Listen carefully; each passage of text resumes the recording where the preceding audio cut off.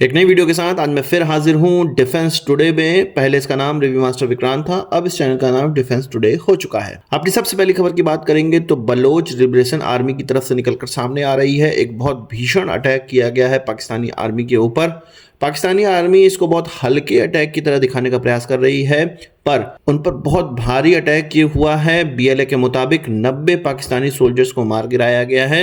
यहाँ पर Pakistani army specifically नहीं कहा जा सकता है, ये उनकी फ्रंटियर फोर्सेस है, उनकी पैरामिलिट्री फोर्सेस है, जिसके कि बसों को निशाना बनाया गया है। बीएलए की तरफ से जो विज्ञप्ति जारी की गई है या बीएलए की तरफ से जो अपना मीडिया को बताया गया है, उसमें 90 कैजुअलिटीज की बात करी गई है। इसमें बोला गया है कि जितने भी बसों में लोग थे, जितने भी उनके फ्रंटियर फोर्सेस के पैरामिलिट्री फोर्सेस के जवान थे, उन सभी को मार दिया गया है। यहाँ पर एक आ गया है कुछ 7 बसें थी, जिसमें से पहली बस पर एक कार जिसमें कि एक्सप्लोसिव लदे हुए थे वो जाकर बस से लड़ा दी गई। जिस बस से वो लड़ा वहां पर उस बस की पूरी तरह से निस्तनाबूद हो गई और उसके सारे लोग मारे गए। बाद में फिर अटैक करके उनको मारा गया है। अब पाकिस्तान की तरफ से जो जारी किया गया उस चीज़ की बात कर लेते हैं। उनका कहना है कि केवल 5 लोगों की मृत्यु हुई है। अब आप ही बताइए कि अगर कोई कार में एक्सप्लोसिव लदा हुआ किसी बस से जाकर टकराए, जिसमें कि 40 से 50 लोग हो सकता है सवार हों, क्योंकि एक बस में अगर फुल स्ट्रेंथ में हम लोग बात करें तो 40-50 लोग तो सवार होंगे, और 10 लोग भी अगर सवार होंगे और पूरी बस निस्तनाबूद तो होनी ही होनी है, क्योंकि इतना ज़्यादा एक्सप्लोसिव अगर किसी बस से टकराता है तो वो बस को निस्तनाबूद कर देता है। उसके अंदर किसी भी व्यक्ति के बचने की कोई संभावना नहीं होती है। तो क्लियर समझ में आ रहा है कि 5 लोगों की मृत्यु तो नहीं हुई है। बीएलए की तरफ से जो 90 लोग कहा गया है, हो सकता है उसको भी एक्सजरेट करके कहा गया हो, पर अगर हम लोग कोई बीच का आंकड़ा भी निकालें तो 50-60 लोगों की मृत्यु तो जरूर हुई है। इससे पहले बलोच लिबरेशन आर्मी की तरफ से कुछ इसी हफ्ते में 500 लोगों को बंधक बना लिया गया था। एक पैसेंजर ट्रेन को बंधक बना लिया गया था, जिसको कि फिर से उनकी फ्रंटियर फोर्सेस की तरफ से, उनके स्नाइपर्स की तरफ से बीएलए के लोगों को मारा गया, बीएलए के रेबेलियंस को मारा गया स्नाइपर के द्वारा, और तब जाके इस पैसेंजर गाड़ी में से लोगों को मुक्त कराया गया। तो बीएलए पाकिस्तान का लगातार नासूर बनता चला जा रहा है, और इनके द्वारा जो कांड किए जा रहे हैं, पाकिस्तान के ऊपर जो लगातार अटैक किए जा रहे हैं, वो इतने बड़े अब हो चुके हैं कि पाकिस्तान बिल्कुल अब बलूचिस्तान होने के मूड में ही है। आपका इस पर क्या कहना है कमेंट बॉक्स में बताइएगा। अब बात पाकिस्तान की चली है तो पाकिस्तान के अंदर अपने अननोन गनमैन्स की बात कर लेते हैं, जिन्होंने लश्कर तैयबा का एक ऐसे ऑपरेटिव को मार गिराया है जो कि बहुत ही ज़्यादा कुख्यात था। आपको याद होगा कि रईसी में एक बस अटैक हुआ था, जिसमें कि हिंदू पिलग्रिम्स पे बंदूक गोलियां चलाई गई थी और कुछ 30 से 40 पिलग्रिम्स को मार दिया गया था। उसी अटैक का मास्टरमाइंड था अबू कतल, जो कि फैसल नदीम के नाम से भी जाना जाता था।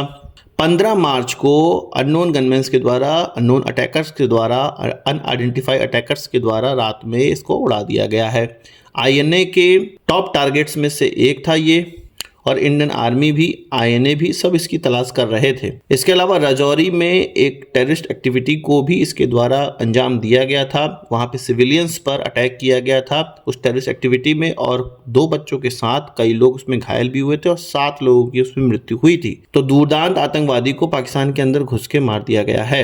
ये व्यक्ति 2002 में बॉर्डर क्रॉस करके पाकिस्तान पहुंचा था और लश्कर तैयबा को ज्वाइन किया हुआ था। आपको इस खबर को सुन के कैसा लगा कमेंट बॉक्स में जरूर बताइएगा। मन को शांति हुई तो वो भी बताइएगा। बात फिर से पाकिस्तान की ही तरफ से करेंगे। पाकिस्तानी नेवी का 2nd हैंगोर क्लास का जो सबमरीन है वो चाइना में लॉन्च कर दिया गया है। आपको पता है कि चाइना की तरफ से 2018 के समय में 8 हैंगोर क्लास के सबमरीन का ऑर्डर पाकिस्तान से लिया गया था। इसमें से 4 सबमरीन चीन से बन के आनी थी और 4 सबमरीन कराची पोर्ट के अंदर ही, कराची शिपयार्ड के अंदर ही बननी थी। जो सबमरीन चीन से बनकर आनी थी उसमें पहला सबमरीन ऑलरेडी लॉन्च किया जा चुका है, डिलीवर किया जा चुका है। अब ये दूसरा सबमरीन भी लॉन्च कर दिया गया है। पाकिस्तान के जो डिप्टी नेवी चीफ हैं, या आप कह सकते हैं वाइस चीफ हैं, वो चीन गए हुए थे और हैंगोर क्लास के ये दूसरे सबमरीन के लॉन्च में उन्होंने भाग लिया। उनके द्वारा ये कहा गया कि स्टेट ऑफ आर्ट इक्विपमेंट, उनकी जो पावर बैलेंस है, जो मैरीटाइम क्षेत्र में जो पावर बैलेंस है उसको मेंटेन रखेगा, और इसमें स्टेट ऑफ आर्ट वेपन और सेंसर्स लगे हुए हैं। वो कितने स्टेट ऑफ आर्ट हैं वो तो हम लोग जानते ही हैं। उनका एक ये पुराना सबमरीन है जिसको कि वो खुद इस्तेमाल नहीं करते हैं। खैर, ऑन पेपर तो इसमें AIP भी है, एयर इंडिपेंडेंट प्रपल्सन सिस्टम भी है, जो कि भारत के पास अभी तक है नहीं। पर एक छोटा सबमरीन है जो कि पाकिस्तानी नेवी को लगता है कि उनकी औकात बहुत बढ़ा देगा, और 8 सबमरीन हो भी जाएंगे उनके पास। पर केवल इक्विपमेंट से किसी देश की जो फौज है उसको नहीं आंका जा सकता है। उस इक्विपमेंट के पीछे जो लोग हैं, उसको चलाने वाले लोग, इतने ढेर सारे लोग पाकिस्तान एक साथ ला नहीं पाएगा, और लाएगा भी तो थोड़े सब स्टैंडर्ड ही होंगे, जिस तरह से हम लोग उनकी आर्मी, एयरफोर्स और नेवी को देखते ही हैं। आपको क्या कहना है कमेंट बॉक्स में बताइएगा। बात कर लेते हैं garden reach ship builders and engineers की, जो कि भारत की एक PSU है, शिपयार्ड है, जिसके द्वारा कोवर्ट और फ्रिगेट्स बनाए जाते हैं। इनके द्वारा अपोलो माइक्रो सिस्टम के साथ संयोग किया गया है। अपोलो माइक्रो सिस्टम एक इलेक्ट्रॉनिक कंपनी है जो कि इलेक्ट्रॉनिक इक्विपमेंट जैसे कि डिफेंस इक्विपमेंट और उसमें लगने वाले इलेक्ट्रॉनिक्स पर काम करती है। तो अपोलो माइक्रो सिस्टम के साथ कोलैबोरेशन करके GRSC ने एक ऐसे छोटे मिनी टॉर्पीडो पे काम किया है या काम कर रहे हैं जो कि अनमैन्ड एरियल व्हीकल से भी लॉन्च किया जा सकता है, ड्रोन से भी लॉन्च किया जा सकता है। इसका जो रेंज है वो कुछ 5 से 7 किलोमीटर का ही होगा। इसमें जो वॉरहेड है वो 1 से लेकर 2 किलोग्राम का ही लगेगा।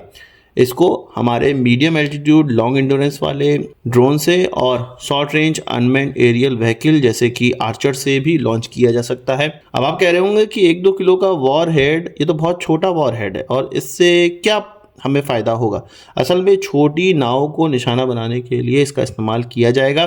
जिस तरह से हम लोग देख रहे हैं कि यूक्रेन के द्वारा ड्रोन का इस्तेमाल करके रशिया के नाक में दम किया गया था, उसी प्रकार से नेवल क्षेत्र में भी इस प्रकार के छोटे मिनी टॉर्पीडो बहुत ज़्यादा काम आ सकते हैं। और इन्हीं छोटे छोटे विकास से ही, इन्हीं छोटे छोटे चीज़ों से ही हमारा जो डिफेंस का एक्सपोर्ट है और डिफेंस में जो अलग अलग वेपन्स होंगे उनकी संख्या बढ़ पाएगी। आपको क्या कहना है कमेंट बॉक्स में बताइएगा। बात कर लेते हैं भारत और श्रीलंका के कॉपरेशन की, डिफेंस कॉपरेशन की। जिस प्रकार से भारत अपने डिफेंस जो प्रोडक्शन है उसको बढ़ाना चाह रहा है, एक्सपोर्ट को बढ़ाना चाह रहा है, उसी प्रकार से अब श्रीलंका भी अपने वहाँ डिफेंस के इक्विपमेंट बनाने के लिए आतुर हुआ पड़ा है और भारत से सहयोग ले रहा है। उनकी जो डिफेंस मिनिस्टर हैं उनकी तरफ से ये कहा गया है कि भारत के साथ, भारतीय कंपनियों के साथ वो एक स्मॉल आर्म की मैन्युफैक्चरिंग फैसिलिटी श्रीलंका के अंदर लगाने वाले हैं। असल में श्रीलंका के अंदर एक एग्जीबिशन चल रहा था जिसमें भारतीय कंपनियों के द्वारा भाग लिया गया था। उसी एग्जीबिशन के दौरान उनके डिफेंस मिनिस्टर की तरफ से कहा गया कि भारतीय कंपनियों के साथ बात चल रही है और श्रीलंका के अंदर स्मॉल आर्म फैक्ट्रीज लगाई जाएंगी जिसमें कि छोटे बंदूकें, स्नाइपर राइफल्स, बड़ी राइफल्स इत्यादि चीज़ें बनाई जाएंगी। श्रीलंका को ये पता लग चुका है कि केवल और केवल पर्यटकों से उनका काम नहीं होने वाला है। ऐसा कभी ना कभी समय आएगा जब पर्यटन उनके लिए मुख्य आय का सोर्स नहीं रह पाएगा, जैसा कि 2 साल पहले हुआ था। और उस कंडीशन में उनके पास ऐसी कोई ना कोई चीज़ होनी चाहिए जो कि उस समय भी उनकी आमदनी देती रहे। आर्म्स एक्सपोर्ट से बेहतर कोई भी एवरग्रीन बिजनेस है नहीं, ये भारत भी समझ चुका है और अन्य छोटे बड़े देश भी समझ रहे हैं। इसीलिए वो भारत के सहयोग से अपने वहाँ भी स्मॉल आर्म की फैक्ट्री लगाना चाह रहा है। आपको इस पर क्या कहना है कमेंट बॉक्स में जरूर बताइएगा। आज की इस वीडियो के लिए बस इतना ही। आशा करता हूँ आपको वीडियो पसंद आया होगा। आपको एक बड़ा आंसर जरूर देंगे। इस वीडियो संबंधी सवाल सुझाव हो कमेंट बॉक्स में जरूर लाइएगा और यदि आपने हमारे चैनल सब्सक्राइब नहीं किया उसे भी कर लीजिए, क्योंकि हम इस प्रकार की वीडियो लाते रहते हैं। नमस्कार, थैंक यू, जय हिंद।